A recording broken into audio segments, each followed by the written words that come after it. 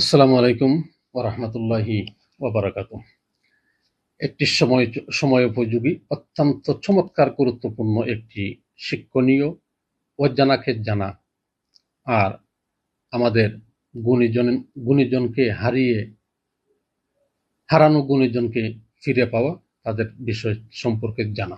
এই সংক্রান্ত একটি বিষয় যেটি হচ্ছে গত ২৬শে জুলাই রাজধানী নয়াপল্টন জোনাকি কনভেনশন সেন্টার হলে যে একটি অনুষ্ঠানের মাধ্যমে বই তার আলোর মুখ দেখে আমাদের বিখ্যাত সেই গুণীজন বিশ্ববিখ্যাত দারুল উলুম দেওবন্দ তার সেই সময়ের তার সূর্য সন্তানেরা বীর সেনানীরা বাংলাদেশ তথা গোটা সমগ্র বাংলাদেশের প্রতিটি অঞ্চল থেকে যারা এই দারুল উলুম দেওবন্দের সূর্য সন্তান হিসাবে আলোয় আলোকিত করেছিলেন দেশ ও জাতিকে, সেই সূর্য বীর সেনানীরা সেই গুণীজনেরা হলেন ৩১৩ জন। মাশায়েখে বাংলাদেশ নামক একটি গ্রন্থ প্রকাশ করা হয়েছে বাংলাদেশ মুসলিম কাউন্সিলের পরিবেশনায়। আর এই বইটি প্রকাশ করার ক্ষেত্রে সর্বসাকল্যভাবে শুরু থেকে সূচনা লগ্ন থেকে যিনি তার অক্লান্ত পরিশ্রম মেহনতের ফসল দীর্ঘদিনের তার সেই স্বপ্নটি বাস্তবায়ন হয়েছে, তিনি হলেন সারা বাংলাদেশের অত্যন্ত জনপ্রিয় সুপরিচিত হাজারো হাজারো ভক্ত শ্রোতার যিনি এই জনপ্রিয় এবং সকলের নিকট অত্যন্ত সুপ্রিয় ব্যক্তি, ওয়াজের মাঠে মাঠে ময়দানে গ্রামে গঞ্জে শহরে আনাচে কানাচে যিনি সর্বত্রময় যিনি চষিয়ে বেড়ান, তিনি হচ্ছেন আমার অত্যন্ত প্রিয় বন্ধুবর মাওলানা খালেদ সাইফুল্লাহ আইয়ুবী।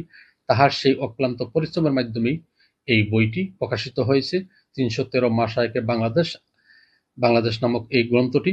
আমি এই বইটির এবং লেখা সামান্য দুই একটি আলোচনায় লেখাটি নিয়ে আসলাম এভাবেই।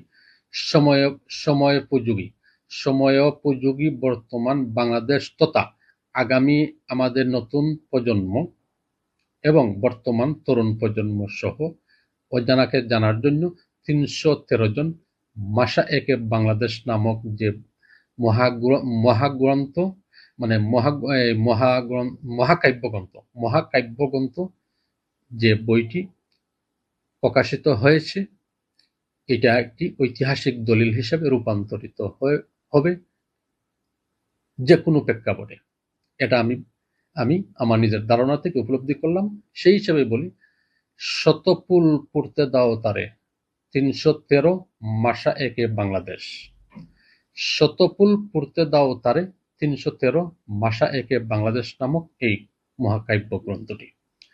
তো কথা হচ্ছে, যে জাতি তার গুণী ব্যক্তিদেরকে মূল্যায়ন করে না, সে জাতি বিশ্বের দরবারে মাথা উঁচু করে দাঁড়াতে পারে না।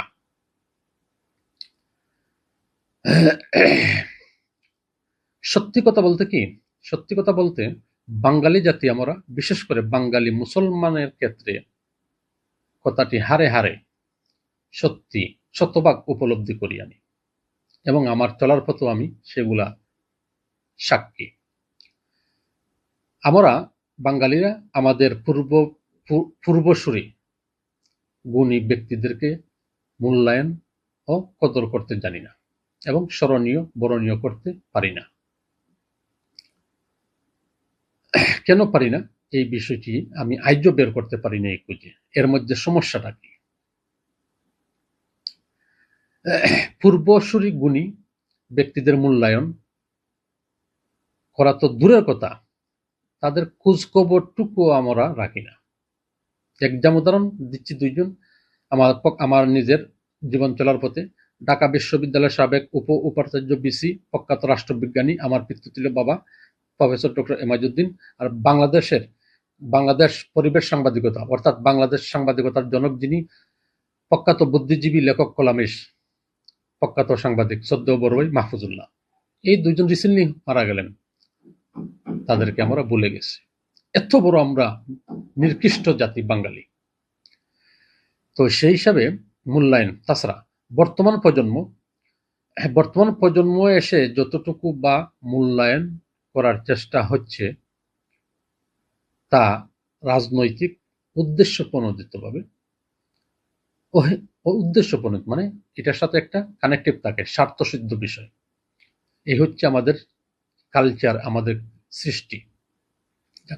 তো সেই হারিয়ে যাওয়া দায়, গুণীজন হারিয়ে যাওয়া দায়ভার কিছুটা না হইলেও তার ঋণ পরিশোধ করতে সক্ষম হচ্ছে আমার বন্ধুবর মাওলানা খালেদ সাইফুল্লাহ আইয়ুবী বাংলাদেশ মুসলিম কাউন্সিলের মাধ্যমে। যে বইটি প্রকাশিত হলো শতপুল ফুরতে দাও তারে ৩১৩ উলামায়ে মাশায়েখ বাংলাদেশ, এই গ্রন্থটি। তো বর্তমান ও আগামী প্রজন্মের জন্য ইহা অত্যন্ত মাইলফলক হিসেবে কাজ করবে বলে আমি শতভাগ নিশ্চিত।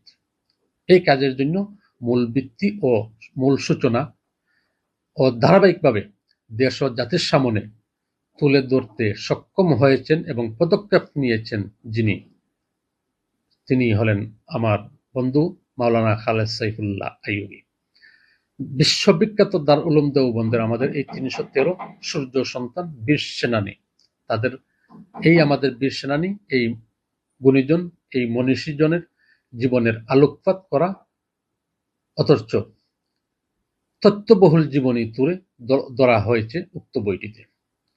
এদের মধ্যে সাহিত্য, সাংবাদিকতা, ইসলাম প্রচার, রাজনীতি, সমাজনীতি সর্বসাকল্যভাবে এই ৩১৩ জন আমাদের এই বীর সেনানী, ইসলামী গুণী মনীষী যারা ৩১৩ জন রয়েছেন উলামায়ে মাশায়েখ বাংলাদেশ,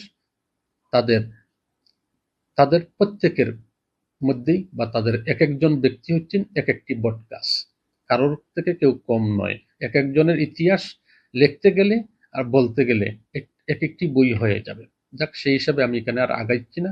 সেই হিসাবে সমকালীন বাংলাদেশে ইসলামের সপক্ষে যে নির্ভীক কণ্ঠস্বর হিসাবে সবচেয়ে বেশি কাজ করবে, সময়োপযোগী একটি ঐতিহাসিক দলিল হিসাবে যে রূপান্তরিত হয়েছে শতপুল পড়তে দাও তারে ৩১৩ মাশায়েখে বাংলাদেশ নামক এই মহা কাব্যগ্রন্থ বইটি।